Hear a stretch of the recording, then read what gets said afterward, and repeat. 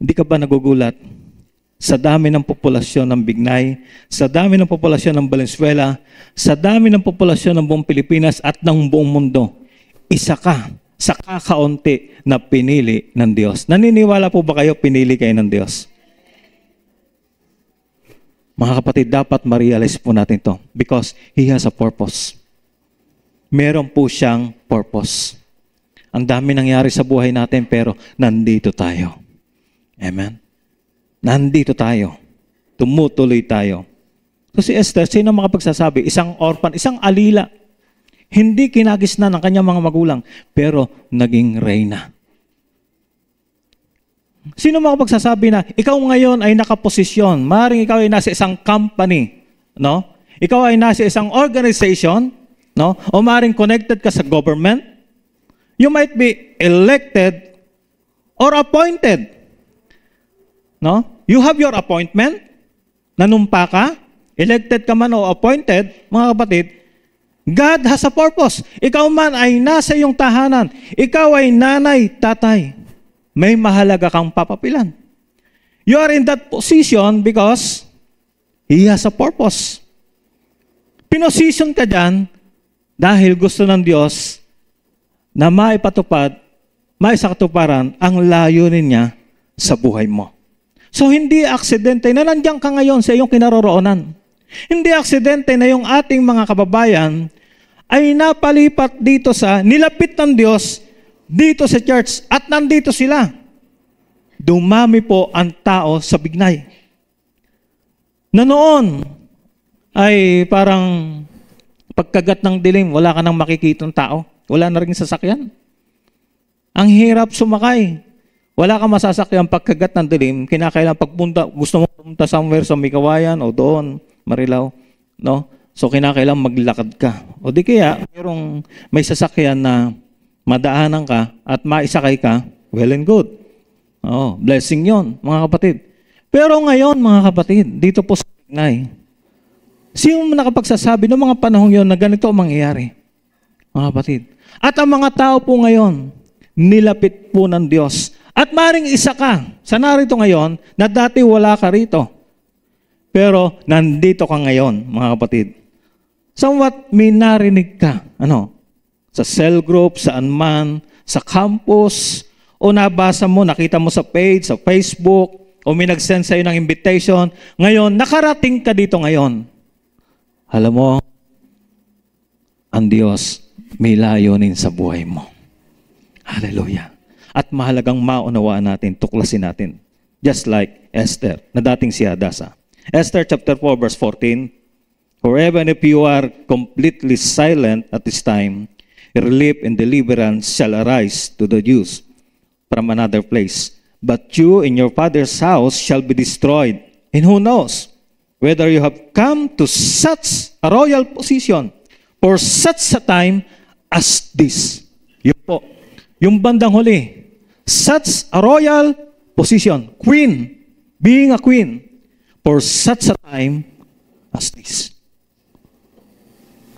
Hindi ka lang nilagay ng Diyos dyan para magpasarap sa buhay. Hindi ka lang nilagay ng Diyos dyan sa position mo na yan para sabihin mo, I have eternal life. Pinatawad na ako ng Diyos. I've been redeemed through His blood. Hindi lang tayo niligtas, tinubos, pinatawad para i-enjoy natin ang eternal life, mga kapatid. Ang sabi nga po sa Ephesians chapter 1, tayo po'y kasama ni Kristo. Dati tayo kalaban niya. No? Chapter 1, chapter 2, dati tayo kalaban ng Diyos. Ngunit sa pamamagitan ng ating Panginoon Jesus, tayo ni-redeem. Tayo tinubos. At tayo ngayon, ang bawat isa na natubos, bawat isang nanampalataya sa Panginoon ay seated with Christ.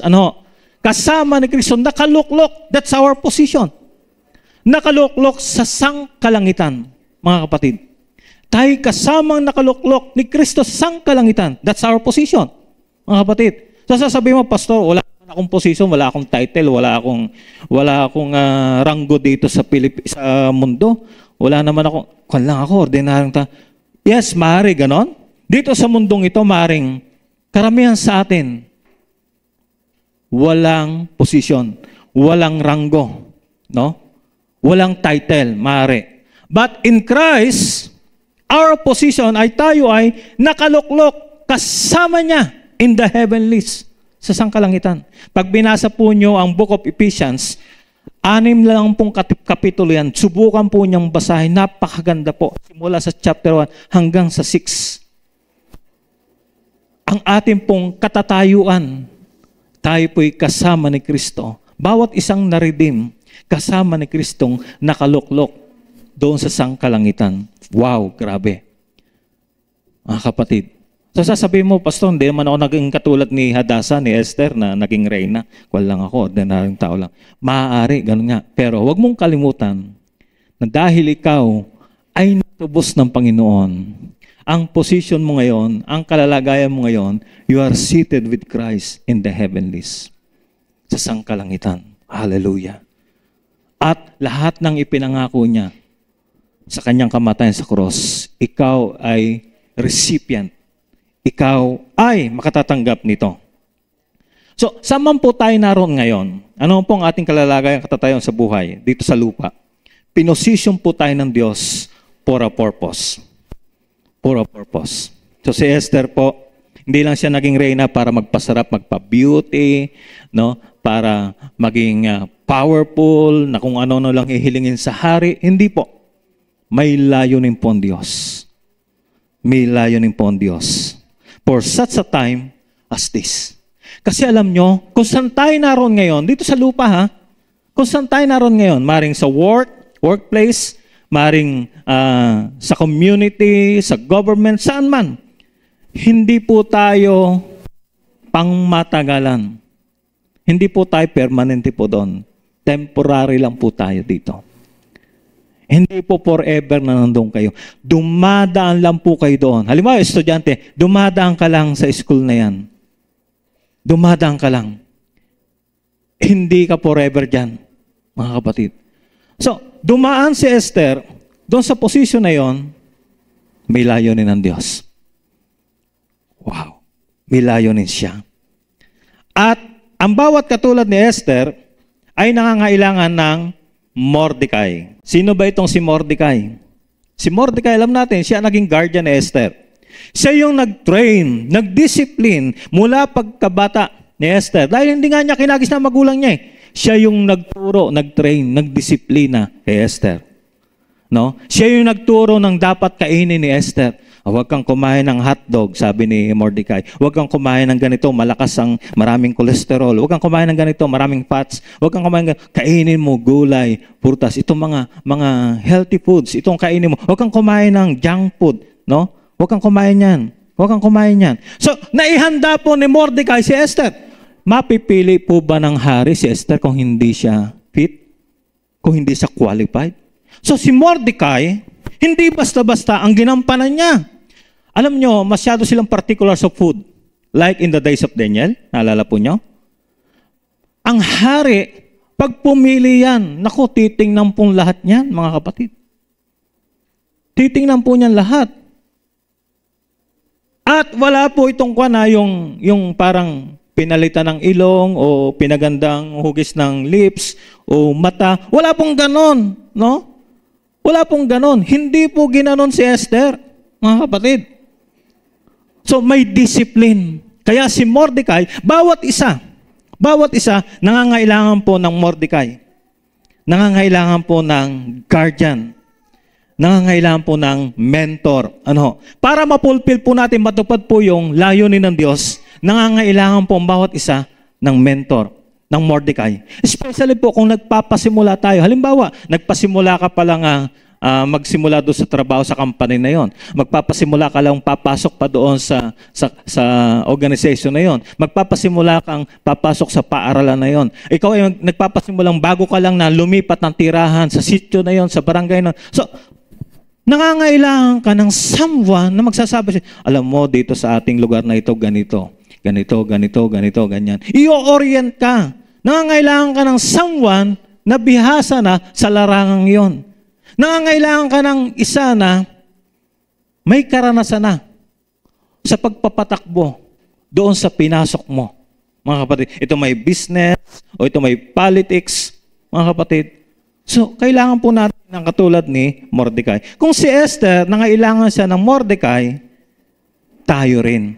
Sabihin mo sa katabi mo, ikaw din. Kailangan mo ng Mordecai. Hallelujah.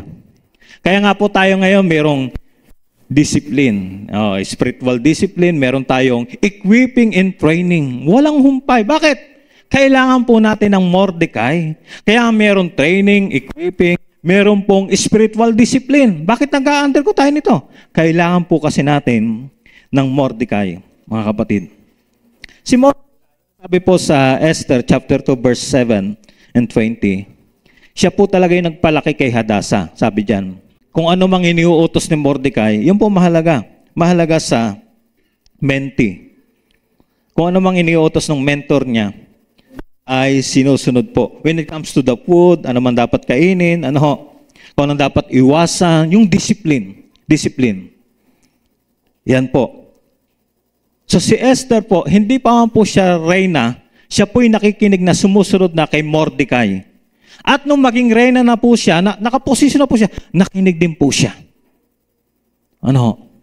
Nakinig din po siya.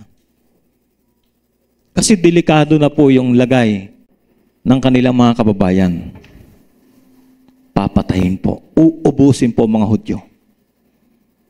Kaya kahit queen na po si Esther, nakaposisyon na po siya. At si Mordecai, parang mas mataas siya kay Mordecai.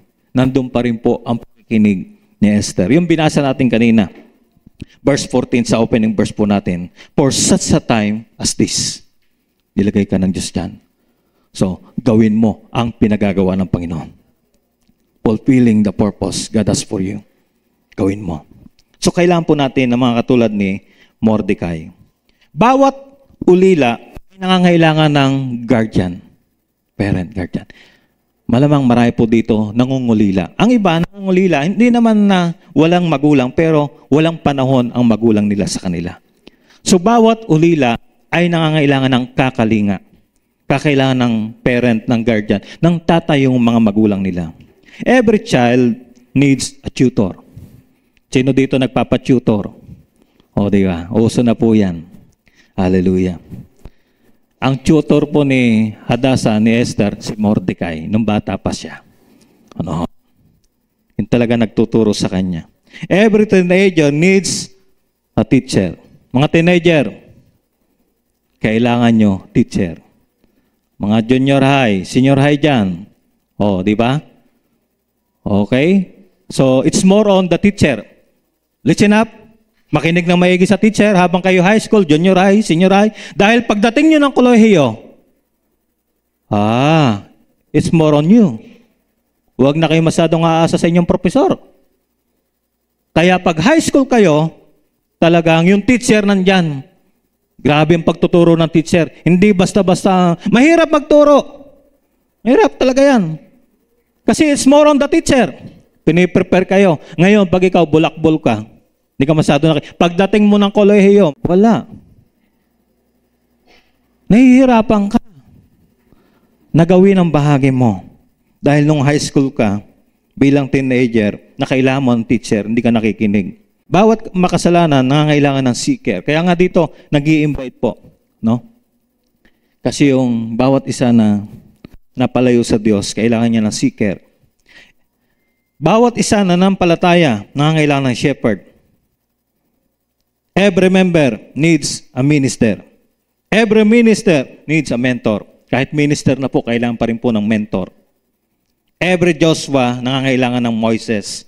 Bawat Eliza ay nangangailangan ng Elijah. Every Apollos needs an Aquila and Priscilla. Mag-asawa po yon, Aquila and Priscilla.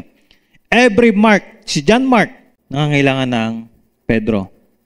John Mark, ginamit ng Diyos para isulat ang Gospel of Mark. Discipler, sinong mentor? Si Apostle Peter. You know John Mark? Si Mark. Every Timothy, nangangailangan ng Pablo. At si Lot, nangangailangan siya ng kanyang tiyuhin na si Abraham.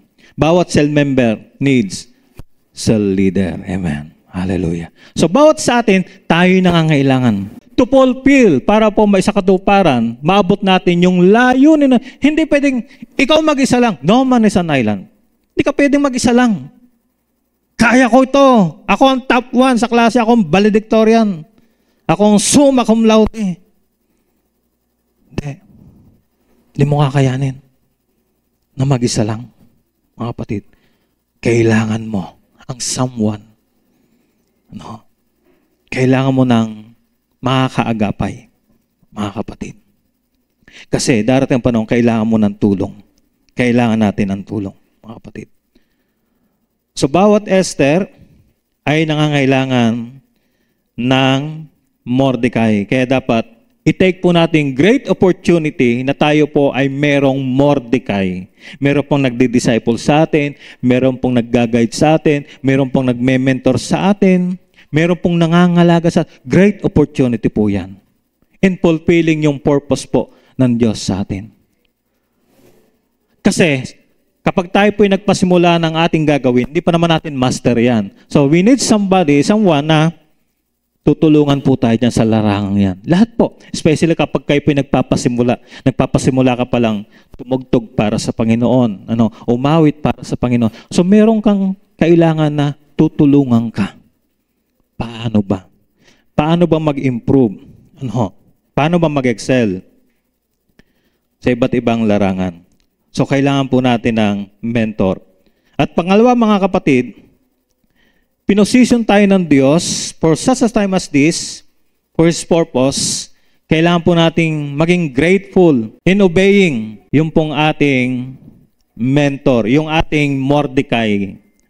Katulad ni Esther, kahit siya po ay reyna na, mataas na ang posisyon niya kaysa kay Mordecai. Mga anak naman, mga anak, kahit dumating ang panahon, mataas na ang antas ng inyong naabot, narating sa inyong pag-aaral. Naungusan na niyo si nanay, si tatay. Ang layo na ng distansya. Kailangan pa rin yung makinig. Kahit punong-puno na kayo at kabit-kabit na ang titulo nyo, title nyo, you need to listen. Katulad ni Esther, because bawat sa atin ang kailangan ng Mordecai.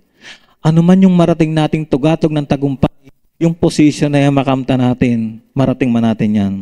Kailangan nating sumunod, maging mapagpasalamat. Hallelujah. Now Esther, chapter 2, verse 20, had not declared her heritage or her people. Ang sinabi bago siya maging queen, sabi ni Mordecai, huwag mong sasabihin yung pinagmula natin na tayo Hudyo. Keep it secret. Keep it secret. Kaya hindi sinabi ni Esther. Si Esther po hindi marites. Hindi po matabil o yung hindi nakokontrol ang labi, yung dila. Hindi po. Sinekreto po nila. Kasi kahit po siya naging reyna na. Hindi po niya walang nakakaalam na sila'y Hudyo. Just as Mordecai had instructed her, for Esther did what Mordecai told her, just as he had done when she was raised by him. Katulad nung hindi pa siya queen, nung siya ay hadasa pa. At kahit siya po'y naging queen na, powerful, makapangyarihan na, ginawa pa rin niya ang sinasabi ni Mordecai. Mahalaga po yon, being grateful, at tayo po ay obedient doon sa sinasabi ng ating guardian, parent, ng ating mentor, leader natin. Mahalaga po tayo'y may pinakikinggan. Mahirap po sa tao walang pinakikinggan. Kung tatanungin ko kayo, sabihin nyo sa isipan nyo, sa isip lang ninyo, may mga tao ba kayong pinakikinggan na 1, 2, hanggang 3? Mahirap po sa tao na kahit isa, walang pinakikinggan. That no one can speak to their lives. No, walang pwedeng magsalita sa buhay nila na magsabi, tigilan mo na yan. Makakasama yan. Tigilan mo na yan. Iwasan mo na to. Ganito. Dapat meron pong pwedeng magsalita sa atin. Dapat meron pong pwedeng mag-rebuke sa atin. Out of love. Kasi pag wala, paano matutupad? Paano natin maisa sa buhay yung layon ng Diyos? Hindi natin kakain na mag-isa lang tayo. Bawat isa ay nangangailangan. Mga kapatid. So, kinakailangan meron pong pwedeng magsalita sa buhay natin. Na kapag tayo lumilihis na, mali nang ginagawa natin, pwede pong magsalita sa atin. Ang hirap naman po, kung marami nagsasalita, wala naman tayong pinakikinggan, mga kapatid. May sense naman yung sinasabi nila, may katotohanan naman, pero hindi natin pinakikinggan. Sabi nga po sa Proverbs 1:8, my son, hear the instruction of thy father, and forsake not the law of thy mother. Sa Kawikaan, this is the book of wisdom, one of the book of wisdom. Ito pong Kawikaan. Kaya napakahalaga ng mga sinasabi dito, anak, pakinggan mo ang sinasabing instruction ng iyong ama at huwag mong kaliligtaan, lilisanin ang mga batas na sinabi ni nanay. Kahit yung mga simpleng batas na sinabi ni nanay, huwag mong kalilimutan. Galing ka ng basketball, sabi ni nanay, anak, iwanan mo ang tsinelas mo, sapatos mo sa labas. At maghugas ka na rin sa labas ng sakong mo dahil napakarumi ng paa mo. Bagong linis ang bahay, anak. Yung mga simpleng ganyan, kinakailangan pakinggan mo yan para sa iyong kabutihan yan. So mahalaga yan. Napakahalaga yan. Mga simple lang, practical. Di lalo na yung malalaki. Yung mabibigat. Anak, mag-aral ka mabuti, bata ka pa, huwag ka muna magjowa. Mga ganyan. Mga kapatid. Hallelujah. Honor and respect your father and mother. Halaga po ito. And neglect not their instruction. You will not go astray. Hindi ka maliligaw. Hindi ka mapapahamak. Hear ye children the instruction of a father and attend to know understanding with understanding. Proverbs 4:1. Be willing to be instructed by your mentor, pastor, minister, leader, parent, and be teachable. Mga kapatid. For the commandment is a lamp, and the law is light, and reproof of instructions are the way of life. Proverbs 6:23, mga kapatid. So, kailangan bukas po tayo. Bukas po tayo. Because this is about life. Minsan lang po tayong dadaan dito. Pag namali po tayo ng desisyon, ito po ang hirap sa atin. Hindi po tayo nagsisik ng counsel, ng advices. So, kara-karaka tayo po'y gumagawa ng, lalo po yung mga maseselan. Halimbawa, pag-aasawa. Wala pa tayong kinakausap, wala tayong tinatanong. Mga kapatid, kahit magulang, hindi mo tinanong. So, kaya naman, you will go astray. Mapapahamak ka. Mga kapatid, so mabigat po yun. Mabigat po yung desisyon na yun. Kaya kailangan, meron po tayong pinupuntahan, meron po tayong tinatanong. Tinatanong. Ang intelligent person, sabi nga, matanong. Matanong. Kaya marami parang hindi na nagpapansin yung kanilang rational thinking because they're deciding for themselves lang. Sila lang yung, wala silang tinatanong. Wala silang kinakausap. So, ang intelligent person, matanong, nagtatanong.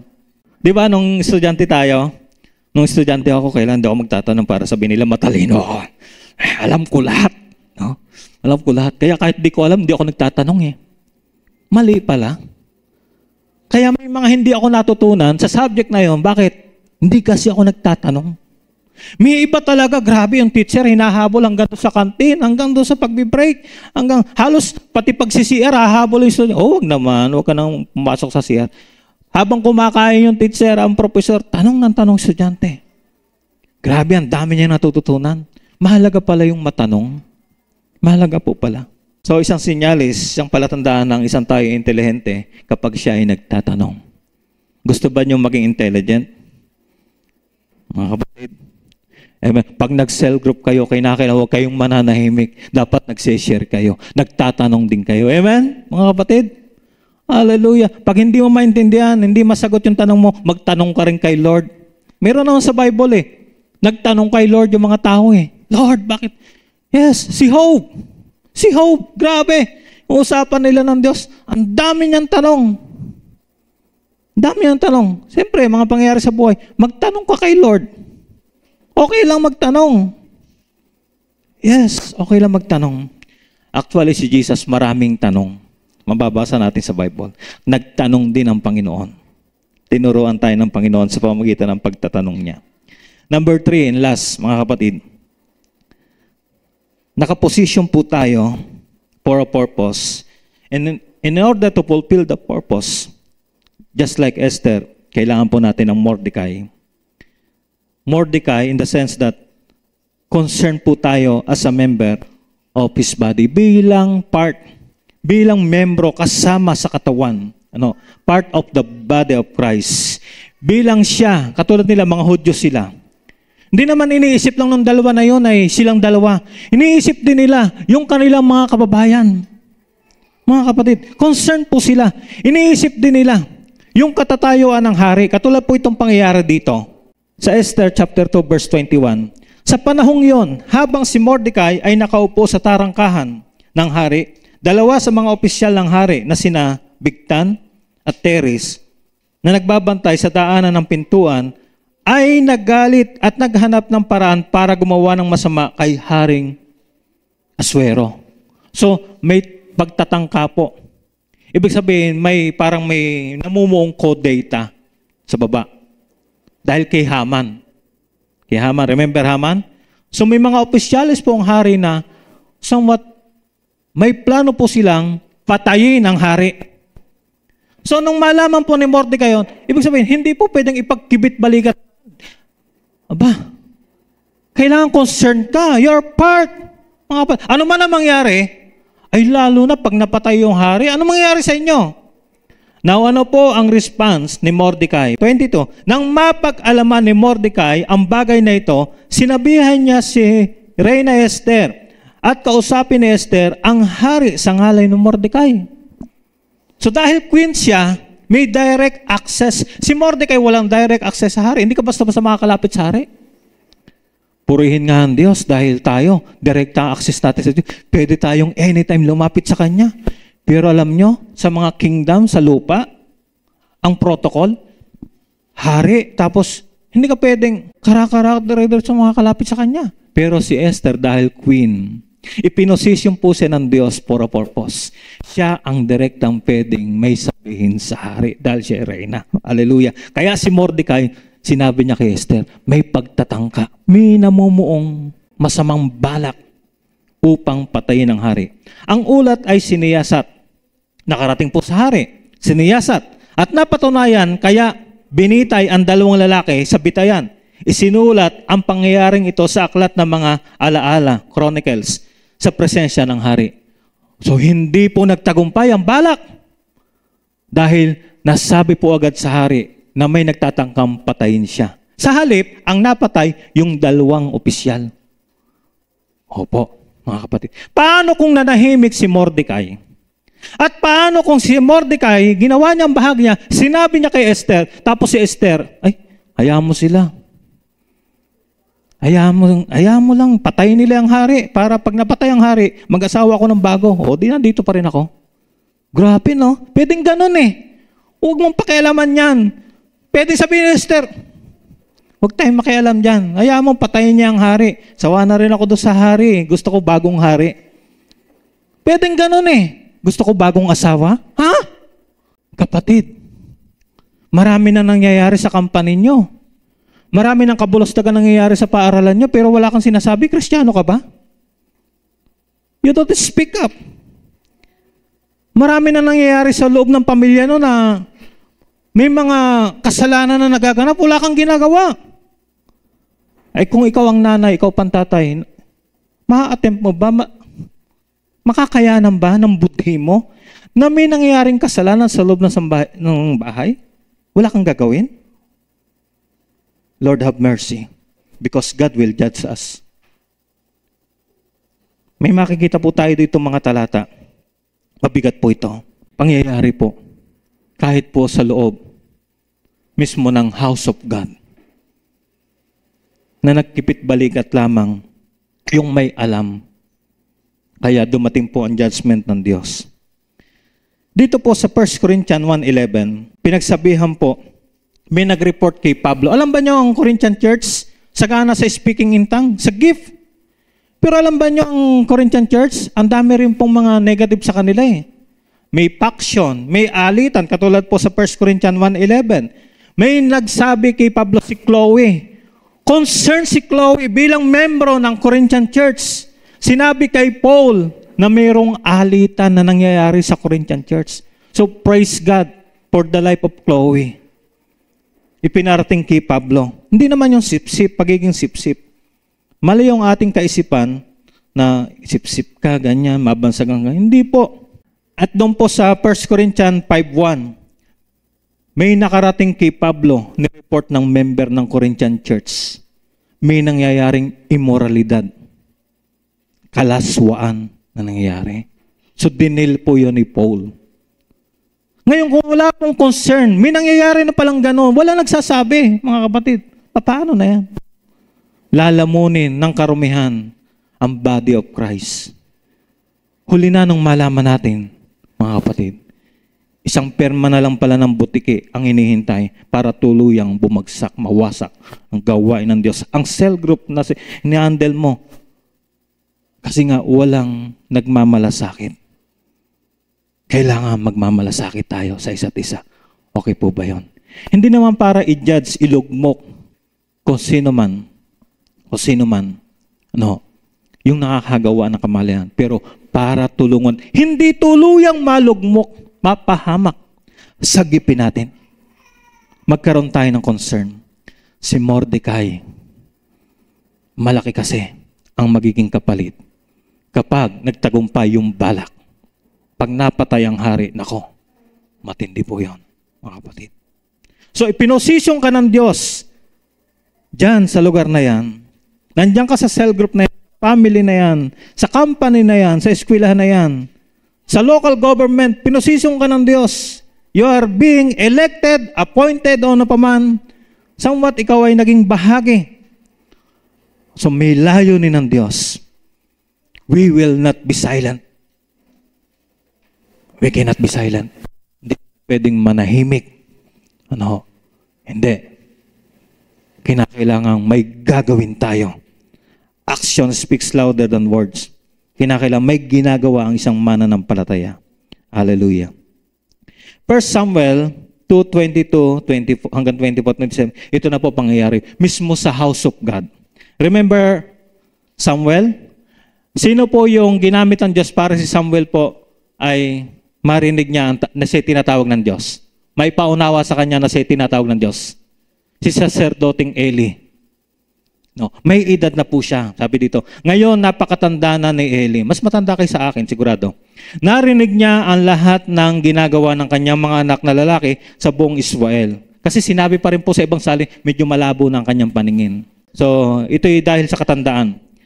Narinig niya ang lahat ng ginagawa ng kanyang mga anak na lalaki sa buong Israel at kung paano nila sinisipingan ang mga kababaihan na naglilingkod sa pasukan patungo sa tolda ng pagpupul. Anak ng saserdoteng mga lalaki, sinisipingan in the house, this is the house of God, templo na po ito. Sinisipingan ang mga ushers, yung mga nagbabantay sa pinaka-entrance, sabi dito, kababaihan na naglilingkod sa pasukan, sa entrance, pasukan, ushers. Welcome ministry, ushers. So mayroong nangyayaring kademonyohan sa loob ng templo at dumating po ang paghuhukom ng Diyos. Ito po mabigat to kasi nangyayari in the house of God. At hindi lang in the house of God na yung mga nandyan sa kongregasyon, dumadalo ang nagsasagawa. Ang gumagawa ay anak ng saserdote. Tapos yung mga nasa ushering committee o maaaring nasa worship team. Basta part ng ministry. Part na naglilingkod sa templo.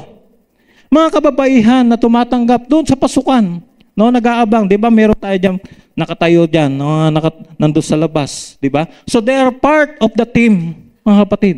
Pero sila may ginagawang karumal-dumal. May ginagawa silang kabulastugan. Ngayon, sabihin mo talaga sa authority at sa tamang tao na dapat iparating ang nalalaman mo na hindi maganda. Tamang tao na dapat paratingan, doon mo sasabihin, mga kapatid. At yung oras na dapat mo iparating, baka ipinarating mo, patay na lahat. Anin panda mo kung patay ng kabayo. Iparating mo kaagad. The urgency of time. Huwag ka nang mag-atubili. Huwag mo nang papagmatagalin pa. Baka may mangyari pang mas masahol. Mas destructive. Marami pa pong mapahamak. Please, mga anak, mga kaibigan ng anak, please, sabihin agad nyo kay nanay, kay tatay, baka may mga nangyaring mga yung kaibigan nyo. Alam ng friend, ng best friend, nangyayari sa kanya. Hindi alam ng magulang. Maging concerned kayo sa best friend nyo. Tulungan nyo ang magulang niya. Dapat malaman niya ahead of time upang masagip. This is serious. Especially ito in the house of God. Ngayon, kung may nangyayari sa inyong loob ng bahay nyo, mga kapatid, you're the authority there. Mga parents, kayo ang otoridad doon. Do something. Do something, mga kapatid. Do something. Pag house siya ng leaders, so concerned po si pastor, kaya leader din po ni pastor. Especially kung ang household na yon, nandoon ay may leader doon ng church. So concerned po si pastor dyan, mga kapatid. Kahit po hindi leader, somewhat meron po tayong concern. Do something. Do something po. You're the authority dyan po sa inyong tahanan, sa inyong pamamahay. So dumating po ang judgment, kung babasahin niyo 27 hanggang 30, hinatulan po. Yung lahi po ni Eli, dahil sa ginawa ng mga anak niya, dapat may ginawa siya eh. Kahit siya hindi na masyado nakakakita, nakakarinig, mga kapatid. Pero napakalalakas nung sinasabi, nung aksyon ng mga anak niya na hindi maganda. Dapat may ginawa siya. Ano?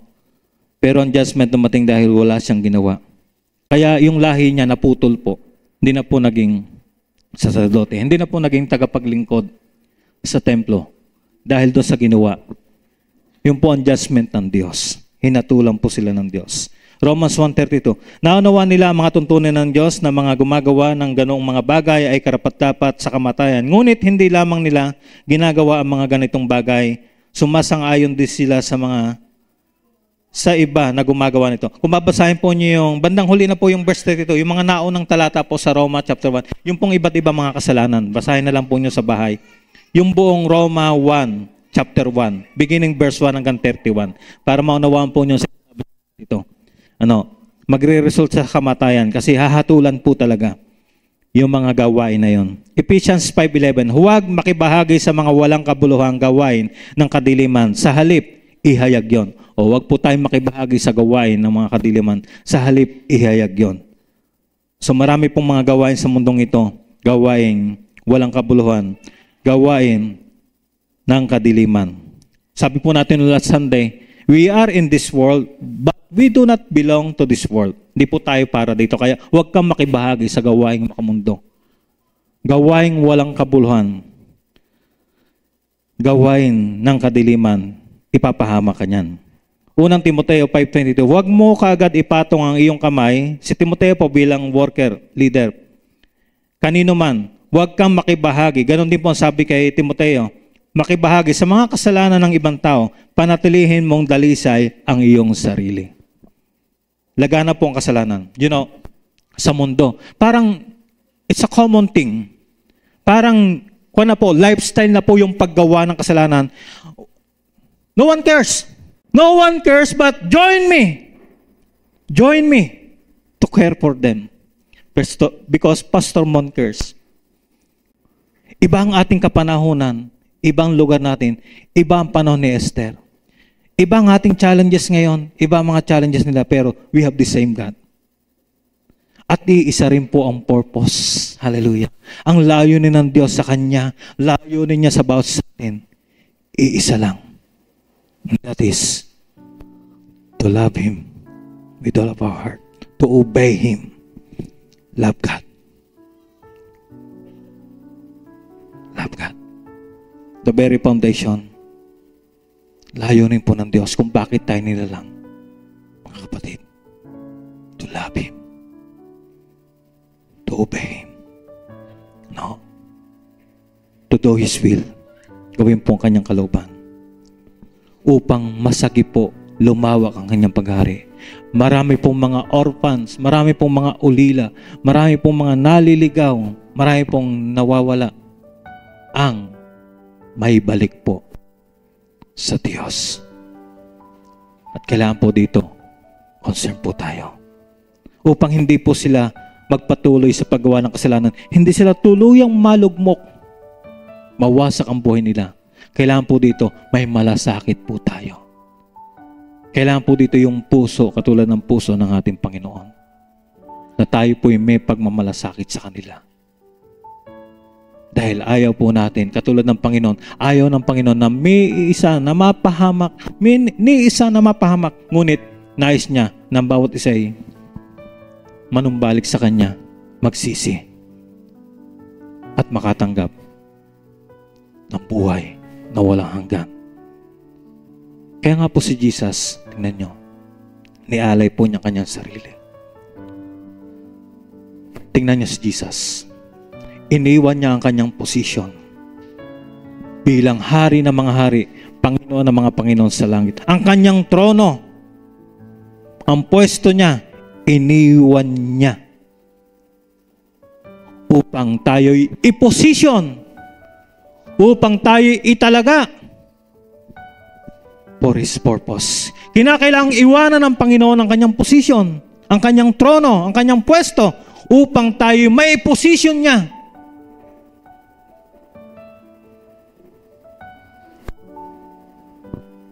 Nagpakababa siya. Pagdating sa lupa, walang posisyon.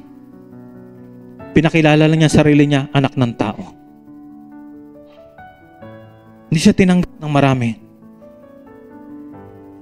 Upang tayo po, may pwesto po ng Diyos. Just like Esther.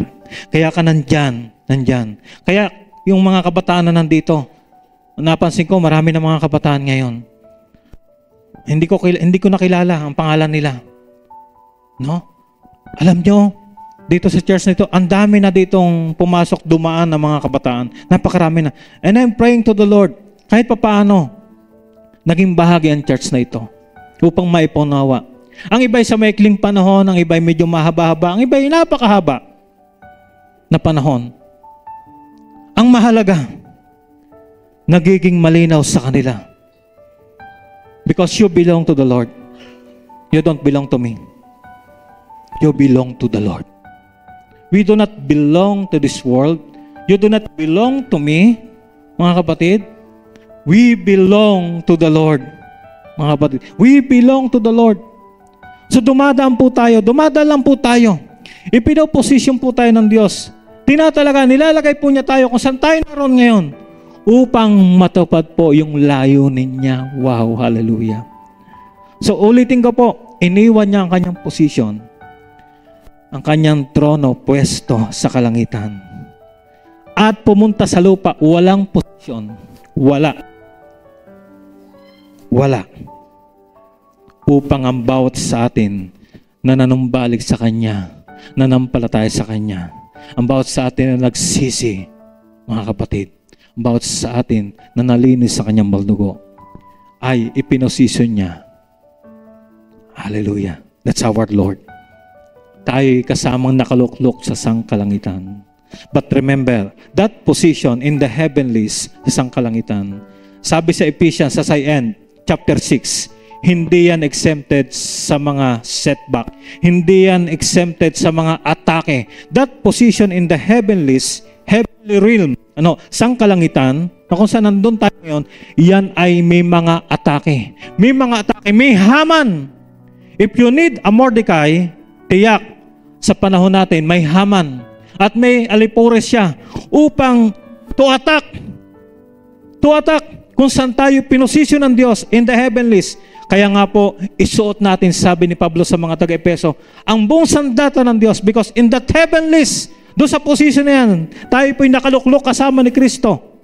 May mga atake, may mga palasong pinakakawala ng kaaway upang panghinain tayo. Kaya gamitin natin ang pinagkaloob niyang armas, the whole armor of God, mga kapatid.